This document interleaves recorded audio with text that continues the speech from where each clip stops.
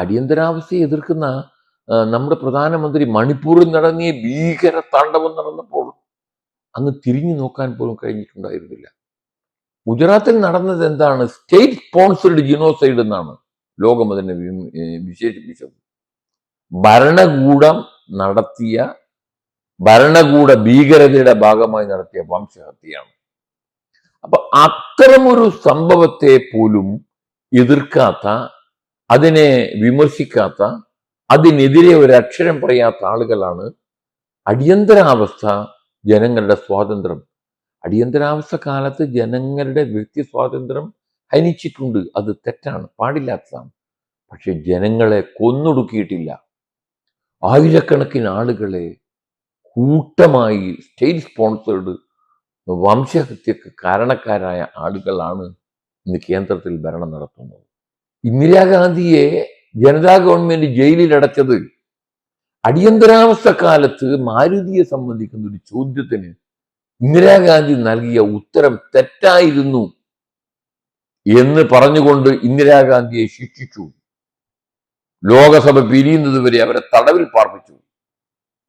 അപ്പൊ അടിയന്തരാവസ്ഥ കാലത്ത് പ്രതിപക്ഷ നേതാക്കന്മാരെ ജയിലിലടച്ചു എന്ന് പറഞ്ഞ് പൗരസ്വാതന്ത്ര്യം പുനഃസ്ഥാപിക്കുമെന്ന് പറഞ്ഞ് അധികാരത്തിൽ വന്ന ഒരു ഗവൺമെന്റാണ് ഇന്ദിരാഗാന്ധി ചെയ്യാത്ത കുറ്റത്തിന് ലോക്സഭയിലും നിയമസഭകളിലും ചോദിക്കുന്ന ചോദ്യങ്ങൾക്ക് മറുപടി പറയുമ്പോൾ തെറ്റുകുറ്റങ്ങൾ ഉണ്ടെങ്കിൽ യു ക്യാൻ പണിഷ്.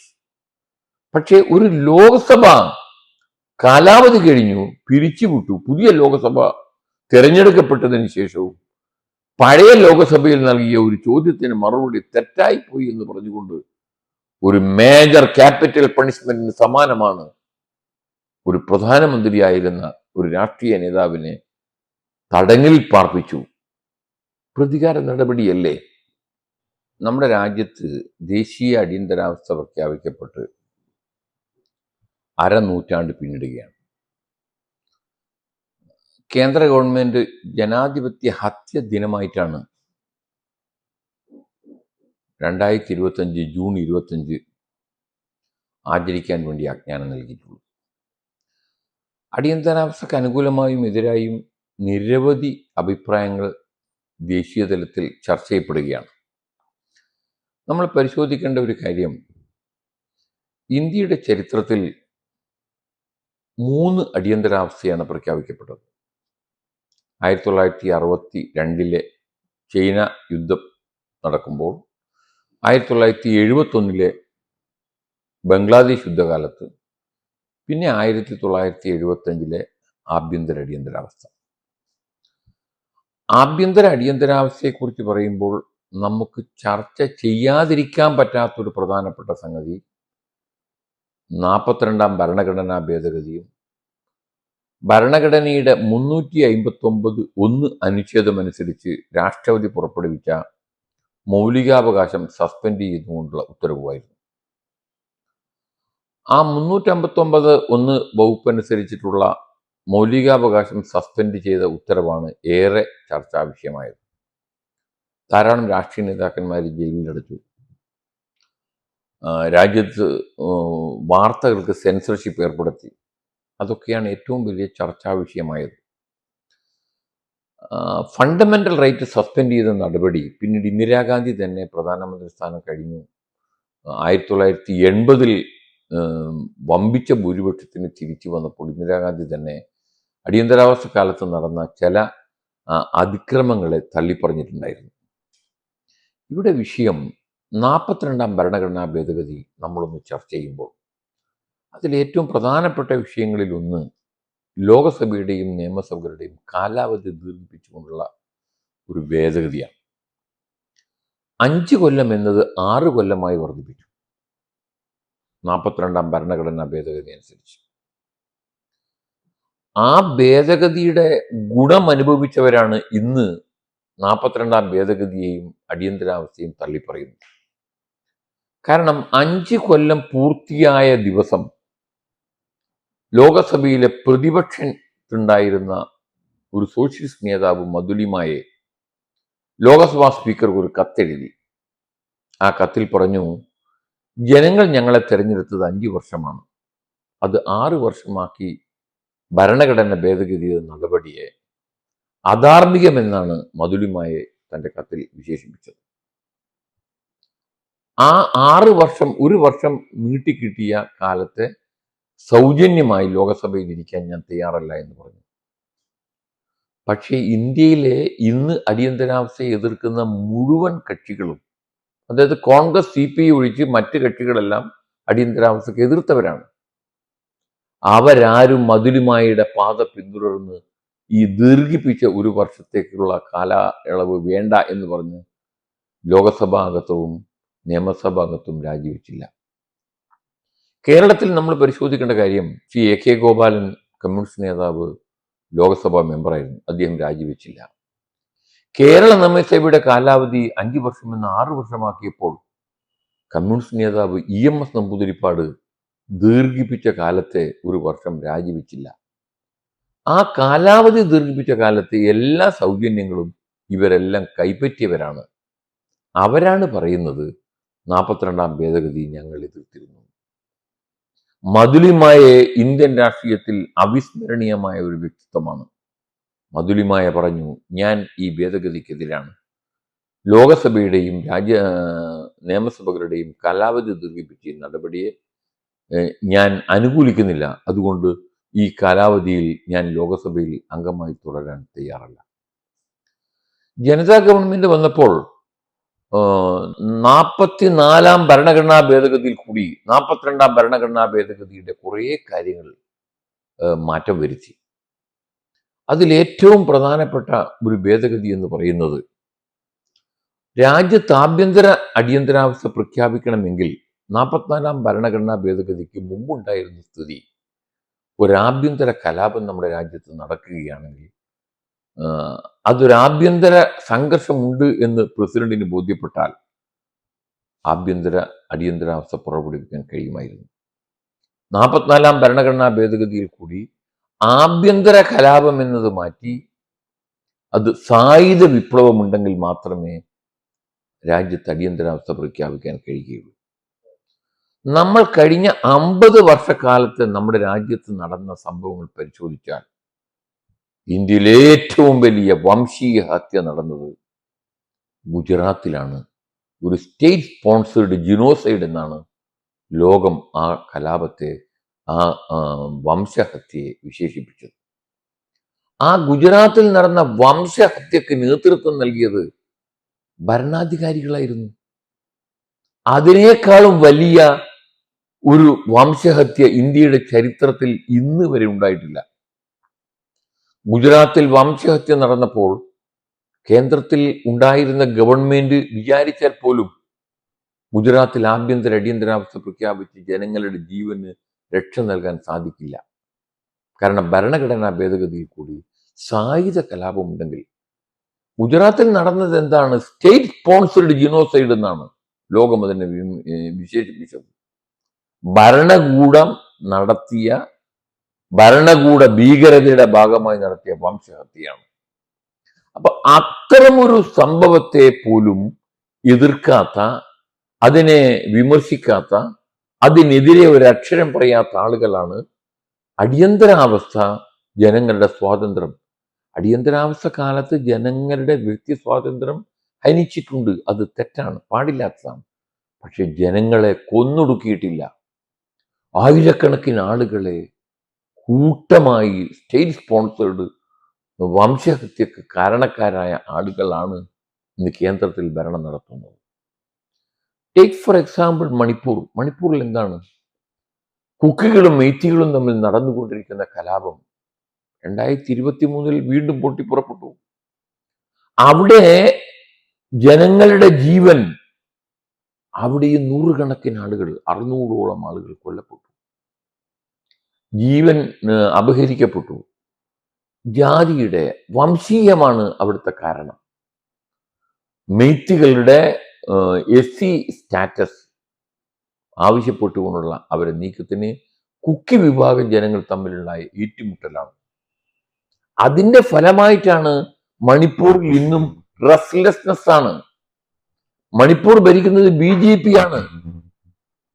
അടിയന്തരാവസ്ഥയെ എതിർക്കുന്ന നമ്മുടെ പ്രധാനമന്ത്രി മണിപ്പൂരിൽ നടന്നിയ ഭീകര താണ്ഡവം നടന്നപ്പോൾ അങ്ങ് തിരിഞ്ഞു നോക്കാൻ പോലും കഴിഞ്ഞിട്ടുണ്ടായിരുന്നില്ല. ഇനി 42ാം ഭരണഘടനാ ഭേദഗതി മറ്റു കാര്യങ്ങൾ എന്തൊക്കെയാണ്? ഇന്ത്യയുടെ ചരിത്രത്തിൽ നൂതനമായ ചില മാറ്റങ്ങൾക്ക് തുടക്കം കുറിച്ച ഭേദഗതിയാണ് എന്ന് ഞാൻ പറഞ്ഞാൽ ആർക്കും അത് നിഷേധിക്കാൻ കഴിയില്ല. തൊഴിലാളികൾക്ക് വ്യവസായത്തിൽ പങ്കാളിത്തം കൊടുക്കണമെന്നാണ് നമ്മുടെ നിർദ്ദേശക തത്വങ്ങൾ ഭരണഘടനയിൽ 42ാം ഭേദഗതിയോടുകൂടി എഴുതി ചേർത്തത്. അതിന്റെ ഫലമായി നിയമമുണ്ടായി. ഡയറക്റ്റീവ് പ്രിൻസിപ്പിൾസിന്റെ അടിസ്ഥാനത്തിൽ നിയമമുണ്ടായി. തൊഴിലാളികൾക്ക് പങ്കാളിത്തം കൊടുത്തു. 20ന് പരിപാടി പ്രഖ്യാപിച്ചു. അതിൽ തൊഴിലാളികൾക്ക് വ്യവസായത്തിൽ പങ്കാളിത്തം കൊടുക്കേണ്ട വ്യവസ്ഥ എഴുതി ചേർത്തു. സ്ത്രീകളുടെ കുട്ടികളുടെയും സുരക്ഷയ്ക്ക് വേണ്ടി പുതിയ നിയമം ഉണ്ടാക്കണം എന്ന് ആദ്യമായി ഭരണഘടനയിൽ സ്ഥാനം പിടിച്ചത് 42ാം ഭരണഘടനാ ഭേദഗതിയിലാണ്. ആ 42ാം ഭരണഘടനാ ഭേദഗതിയിൽ എഴുതി ചേർത്ത സ്ത്രീകളുടെയും കുട്ടികളുടെയും സുരക്ഷ ലക്ഷ്യം വെച്ചുകൊണ്ടുള്ള ആ ഭേദഗതിക്ക് ശേഷം നമ്മുടെ രാജ്യത്ത് കോൺഗ്രസും കോൺഗ്രസ് ഇതര ഗവൺമെന്റും, ഉദാഹരണമായി 2000 കൊണ്ടുവന്ന ബാലനീതി നിയമം, ജുവനൈൽ ജസ്റ്റിസ് ആക്ട്, മോഡി അതിനെ പരിഷ്കരിപ്പിച്ചു 2015. അപ്പൊ ആ നിയമത്തിന് കാരണഹേതു 42ാം ഭരണഘടനാ ഭേദഗതിയിലെ നിർദ്ദേശക തത്വങ്ങളിൽ എഴുതി പിടിപ്പിച്ചതാണ്. മാത്രമല്ല, പ്രകൃതി സംരക്ഷിക്കാൻ വേണ്ടി എൻവയോൺമെന്റൽ പ്രൊട്ടക്ഷൻ ആക്ട് പിന്നീട് വന്നത് 42ാം ഭരണഘടനാ ഭേദഗതിയിൽ എഴുതി ചേർത്ത പ്രകൃതിയും ജീവജാലങ്ങളെയും പരിരക്ഷിക്കണം എന്ന ഒരു നിർദ്ദേശ തത്വങ്ങളിലെ ഒരു ഭേദഗതിയാണ് പിന്നീട് കൊണ്ടുവന്ന നിയമങ്ങൾ നമുക്ക് കാണാൻ കഴിഞ്ഞത്. മാത്രമല്ല, ഭരണഘടന നിർമ്മാതാക്കൾ പോലും ചിന്തിച്ചിട്ടും ആലോചിച്ചിട്ടും പോലും ഇല്ലാത്ത പൗരന്റെ മൗലികമായ ചുമതലകൾ 4A എന്ന് പറഞ്ഞ പുതിയൊരു അധ്യായം നമ്മുടെ ഭരണഘടനയിൽ എഴുതി ചേർത്തത് 42ാം ഭരണഘടനാ ഭേദഗതിയിൽ കൂടിയാണ്. മാത്രമല്ല, ഇന്ത്യയുടെ ഭരണഘടനയിൽ സോഷ്യലിസവും മതേതരത്വവും എന്ന വാക്ക് ആമുഖത്തിൽ എഴുതി ചേർത്തതും 42ാം ഭരണഘടനാ ഭേദഗതിയിൽ കൂടിയാണ്. അപ്പൊ അടിയന്തരാവസ്ഥയെ ആക്സസ് മൊത്തത്തിൽ എതിർക്കുമ്പോൾ അടിയന്തരാവസ്ഥ കാലത്ത് നടന്ന തെറ്റും ശരിയുമായ കുറെ കാര്യങ്ങൾ നമ്മൾ വിലയിരുത്തേണ്ടതായിട്ടുണ്ട്. അടിയന്തരാവസ്ഥയ്ക്ക് ശേഷമാണ് ഷാ കമ്മീഷനെ നിയമിച്ചത് ജനതാ ഗവൺമെന്റ്. ആ ഷാ കമ്മീഷൻ അടിയന്തരാവസ്ഥ കാലത്ത് നടന്ന സംഗതികൾ മുടിനാരിഴകീറി പരിശോധിച്ചിട്ട് പോലും ഇന്ദിരാഗാന്ധിയെയോ കോൺഗ്രസ് നേതാക്കന്മാരെയോ എതിരെയോ അവർക്കെതിരെ നടപടിയെടുക്കാൻ പ്രാപ്തമായ, പ്രോസിക്യൂഷൻ ആരംഭിക്കാൻ പ്രാപ്തമായ ഒരു സംഭവം പോലും കണ്ടെത്താനായിട്ടില്ല എന്നുള്ളതാണ് യാഥാർത്ഥ്യം.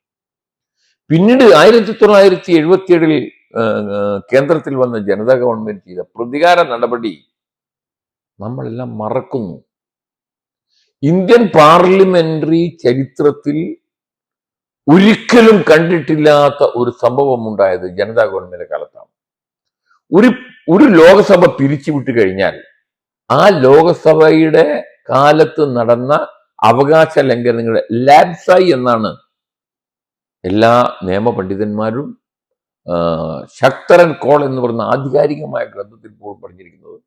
ഒരു പാർലമെന്റ് പിരിച്ചുവിട്ട് കഴിഞ്ഞാൽ ആ പാർലമെന്റിന്റെ പ്രിവിലേജ് ലാപ്സായി. ഇന്ദിരാഗാന്ധിയെ ജനതാ ഗവൺമെന്റ് ജയിലിൽ അടച്ചത് അടിയന്തരാവസ്ഥ കാലത്ത് മാരുതിയെ സംബന്ധിക്കുന്ന ഒരു ചോദ്യത്തിന് ഇന്ദിരാഗാന്ധി നൽകിയ ഉത്തരം തെറ്റായിരുന്നു എന്ന് പറഞ്ഞുകൊണ്ട് ഇന്ദിരാഗാന്ധിയെ ശിക്ഷിച്ചു. ലോകസഭ പിരിയുന്നത് വരെ അവരെ തടവിൽ പാർപ്പിച്ചു. അപ്പൊ അടിയന്തരാവസ്ഥ കാലത്ത് പ്രതിപക്ഷ നേതാക്കന്മാരെ ജയിലിലടച്ചു എന്ന് പറഞ്ഞ് പൗരസ്വാതന്ത്ര്യം പുനഃസ്ഥാപിക്കുമെന്ന് പറഞ്ഞ് അധികാരത്തിൽ വന്ന ഒരു ഗവൺമെന്റ് ആണ്. ഇന്ദിരാഗാന്ധി ചെയ്യാത്ത കുറ്റത്തിന് ലോക്സഭയിലും നിയമസഭകളിലും ചോദിക്കുന്ന ചോദ്യങ്ങൾക്ക് മറുപടി പറയുമ്പോൾ തെറ്റുകുറ്റങ്ങൾ ഉണ്ടെങ്കിൽ യു ക്യാൻ പണിഷ്. പക്ഷെ ഒരു ലോക്സഭ കാലാവധി കഴിഞ്ഞു, പിരിച്ചുവിട്ടു. പുതിയ ലോകസഭ തിരഞ്ഞെടുക്കപ്പെട്ടതിന് ശേഷവും പഴയ ലോകസഭയിൽ നൽകിയ ഒരു ചോദ്യത്തിന് മറുപടി തെറ്റായി പോയി എന്ന് പറഞ്ഞുകൊണ്ട് ഒരു മേജർ ക്യാപിറ്റൽ പണിഷ്മെന്റിന് സമാനമാണ് ഒരു പ്രധാനമന്ത്രിയായിരുന്ന ഒരു രാഷ്ട്രീയ നേതാവിനെ തടങ്കിൽ പാർപ്പിച്ചു. പ്രതികാര നടപടിയല്ലേ? അപ്പൊ വ്യക്തി സ്വാതന്ത്ര്യം, മൗലികാവകാശം എന്നെല്ലാം പറയുന്നത് അത് കോൺഗ്രസ് ചെയ്യുമ്പോൾ അത് ലംഘനവും, പ്രതിപക്ഷങ്ങൾ ചെയ്യുമ്പോൾ അത് ലംഘനമല്ലാതാവുന്നത് എങ്ങനെയാണ്?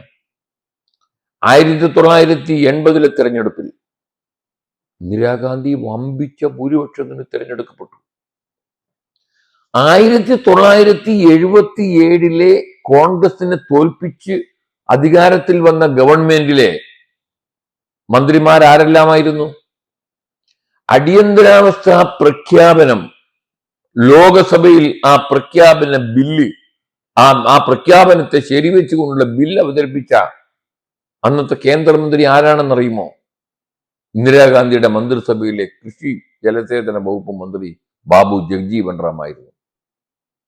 അടിയന്തരാവസ്ഥാ പ്രഖ്യാപനത്തെ ശരിവെച്ചുകൊണ്ടുള്ള ബില്ല് ലോകസഭയിൽ അവതരിപ്പിച്ച ബാബു ജഗ്ജീവൻ റാം അടിയന്തരാവസ്ഥ കാലത്ത് മുഖ്യ ശില്പിയാണ്. ജനതാ ഗവൺമെന്റ് അധികാരത്തിൽ വന്നപ്പോൾ നമ്മൾ കണ്ടത് മൊറാർജി ദേശായിയുടെ നേതൃത്വത്തിലുള്ള ജനതാ ഗവൺമെന്റിലെ പ്രധാനപ്പെട്ട സ്ഥാനം വഹിച്ചിരുന്നത് ബാബു ജഗ്ജീവൻ റാം ആയിരുന്നു. അപ്പൊ തങ്ങളെ അനുകൂലിക്കുന്ന ഇന്ദിരാഗാന്ധിയുടെ കൂടെ നിൽക്കുന്ന ആളുകൾ തങ്ങളെ അനുകൂലിക്കുന്ന അവസരത്തിൽ അവരെല്ലാം ജനാധിപത്യവാദികളും തങ്ങളെ എതിർക്കുന്ന കാലത്ത് ജനാധിപത്യ വിരുദ്ധരും ആകുന്നത് എങ്ങനെയാണ്? അടിയന്തരാവസ്ഥ പ്രഖ്യാപനത്തെ നമ്മൾ ആരും അനുകൂലിക്കുകയോ എതിർക്കുകയോ ചെയ്യുന്നതിന് മുമ്പ് അതിന്റെ വിശദാംശങ്ങളാണ് നമ്മൾ ആ സാഹചര്യം എന്തായിരുന്നു? അടിയന്തരാവസ്ഥ പ്രഖ്യാപിക്കാനിടയായ സാഹചര്യം വിശദീകരിച്ചുകൊണ്ട് ഇന്ദിരാഗാന്ധി രാഷ്ട്രത്തോട് ജൂലൈ 4 ജൂലൈ 4 നടത്തിയ ഒരു പ്രസംഗമുണ്ട്. നമ്മൾ പരിശോധിക്കേണ്ടത് അവരുടെ മന്ത്രിസഭയിലെ കേന്ദ്ര ക്യാബിനറ്റ് മന്ത്രിയായിരുന്നു റെയിൽവേ മന്ത്രി LN മിശ്ര. സമസ്തിപൂർ ബോംബ് അപകടത്തിൽ അവർ കൊല്ലപ്പെട്ടു. രാജ്യത്തെമ്പാടും ബീഹാറിൽ നിന്നും ഗുജറാത്തിൽ നിന്നും ആരംഭിച്ച ജയപ്രകാശ് നാരായണന്റെ നേതൃത്വത്തിലുള്ള സമരം രാജ്യമെമ്പാടും വ്യാപിക്കാൻ വേണ്ടിയുള്ള ആഹ്വാനമാണ്. പട്ടാളത്തോടും പോലീസിനോടും തോക്ക് തിരിച്ചു വെക്കണം, ഗവൺമെന്റിന്റെ ആജ്ഞകൾ അനുസരിക്കരുത് എന്ന് പ്രഖ്യാപനം നടത്തിയത് ജയപ്രകാശ് നാരായണനാണ്. മാത്രമല്ല, അടിയന്തരാവസ്ഥക്ക് തൊട്ട് മുമ്പ് നമ്മുടെ രാജ്യത്ത് നടന്ന ചില സംഗതികൾ നമ്മൾ വിശകലനം ചെയ്യുമ്പോൾ എല്ലാവരും ഇന്ദിരാഗാന്ധിയുടെ തെരഞ്ഞെടുപ്പ് അസാധുവാക്കിയ കാരണമാണ് അടിയന്തരാവസ്ഥ പ്രഖ്യാപിക്കേണ്ടി വന്നത്. ശരിയല്ല. ഇന്ദിരാഗാന്ധിയുടെ റായ്ബറയിൽ നിന്നുള്ള തെരഞ്ഞെടുപ്പ് അസാധുവാക്കി അലഹാബാദ് ഹൈക്കോടതി. സാങ്കേതികമാണ് കാരണം. അവർ 6 കൊല്ലത്തേക്ക് ഡിസ്ക്വാളിഫൈ ചെയ്തു. പക്ഷേ സുപ്രീം കോടതി ഇന്ദിരാഗാന്ധിക്ക് സ്റ്റേ കൊടുത്തു. അവർക്ക് പ്രധാനമന്ത്രിയെ തുടരുന്നതിന് തടസ്സമില്ല എന്ന് പറഞ്ഞു. പക്ഷേ ആ വിധി നമ്മുടെ മലയാളിയായ ജസ്റ്റിസ് VR കൃഷ്ണയുടെ സ്റ്റേ ഉത്തരവ് നൽകിയപ്പോൾ അതിനെ വിശേഷിപ്പിച്ചത് അടിയന്തരാവസ്ഥ കാലത്ത് ജുഡീഷ്യറി എല്ലാം കോൺഗ്രസിന് അനുകൂലമായി, കേന്ദ്ര ഗവൺമെന്റിന് അനുകൂലമായ ഒരു നിലപാടെടുക്കുന്നുണ്ട്. അത് തെറ്റാണ്. കാരണം അടിയന്തരാവസ്ഥ കാലത്ത് വന്ന സുപ്രധാനമായ മറ്റൊരു ഭരണഘടനാ ഭേദഗതിയായിരുന്നു 39ാം ഭരണഘടനാ ഭേദഗതി. കേന്ദ്രത്തിൽ ഇന്ദിരാഗാന്ധിയുടെ ഗവൺമെന്റ് കൊണ്ടുവന്ന ഭരണഘടനാ ഭേദഗതിയാണത്. അതായത് പ്രസിഡന്റ്, വൈസ് പ്രസിഡന്റ്, സ്പീക്കർ, പ്രധാനമന്ത്രി എന്നിവരുടെ തെരഞ്ഞെടുപ്പ് ചോദ്യം ചെയ്യാൻ പറ്റൂല എന്നുള്ള 39ാം ഭരണഘടനാ ഭേദഗതി സുപ്രീം കോടതി അസാധുവാക്കി. അടിയന്തരാവസ്ഥ കാലത്ത് ജഡ്ജിമാരും സുപ്രീം കോടതിയും ഹൈക്കോടതിയും എല്ലാം ഇന്ദിരാഗാന്ധിയെ അനുകൂലിക്കുന്നവരാണ് എന്ന പ്രചരണം നിലനിൽക്കുമ്പോഴാണ് കേന്ദ്ര ഗവൺമെന്റ് കൊണ്ടുവന്ന 39ാം ഭരണഘടനാ ഭേദഗതി ഭരണഘടനാ വിരുദ്ധമാണ് എന്ന കാരണത്താൽ സുപ്രീം കോടതി അത് റദ്ദാക്കിയത്.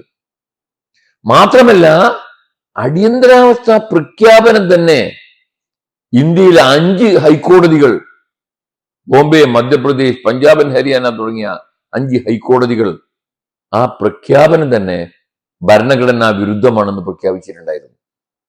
അതിനെതിരെ സുപ്രീം കോടതിയിൽ ബോധിപ്പിച്ച കേസായിരുന്നു ADN ജബൽപൂർ വേഴ്സസ് ശിവകാന്ത് ശുക്ല എന്ന് പറഞ്ഞ കേസിൽ പിന്നീട് സുപ്രീം കോടതിയുടെ ലാർജർ ബെഞ്ച് ഒരു ജഡ്ജിയുടെ വിയോജന കുറിപ്പോടുകൂടി അടിയന്തരാവസ്ഥ പ്രഖ്യാപനത്തെ ശരിവെച്ചത്. അപ്പൊ അടിയന്തരാവസ്ഥ പ്രഖ്യാപനത്തിനുണ്ടായ പ്രധാനപ്പെട്ട കാരണം രാജ്യത്ത് ടോട്ടൽ റവല്യൂഷന് വേണ്ടിയുള്ള ഒരു അപ്പീലാണ്. പട്ടാളത്തോടും പോലീസിനോടും തിരിഞ്ഞു നിൽക്കുക, കേന്ദ്രമന്ത്രി ഒരു സ്ഫോടനത്തിൽ കൊല്ലപ്പെടുക, രാജ്യമെമ്പാടും നടന്ന റെയിൽവേ സമരം 124 കോടി രൂപയാണ് ഹ്രസ്വമായ കാലത്ത് ഗവൺമെന്റ് നഷ്ടമുണ്ടായത്. അന്ന് 1974 രാജ്യമെമ്പാടുമുള്ള റെയിൽവേ സ്തംഭിപ്പിച്ചു. അങ്ങനെ രാജ്യമെമ്പാടും നടന്ന ഒരു പ്രക്ഷോഭത്തെ തുടർന്ന് അടിയന്തരാവസ്ഥ പ്രഖ്യാപനം വേണ്ടി വന്നു എന്ന് ഇന്ദിരാഗാന്ധി തന്റെ രാഷ്ട്രത്തോടുള്ള പ്രക്ഷേപണത്തിൽ പറയുകയുണ്ടായി. നമ്മൾ ആർക്കും നിഷേധിക്കാൻ പറ്റാത്തൊരു സംഭവമാണ്. ഇന്ത്യയുടെ ചരിത്രത്തിൽ ഒരൊറ്റ വർഗീയ കലാപം നടക്കാത്ത 21 മാസം അടിയന്തരാവസ്ഥയുടെ കാലത്താണ്. നമ്മുടെ സർക്കാർ തലത്തിൽ അഴിമതി തൊട്ടു തീണ്ടിയിട്ടില്ലാത്ത രീതിയിൽ സർക്കാർ ഉദ്യോഗസ്ഥന്മാർ നിയമം അനുസരിച്ച് ജനങ്ങളെ സേവനത്തിന് വേണ്ടി എത്തിയ ഒരു കാലഘട്ടം. കള്ളക്കടത്തും കൊള്ളയും അവസാനിച്ചു എന്ന് വേണേ പറയാം.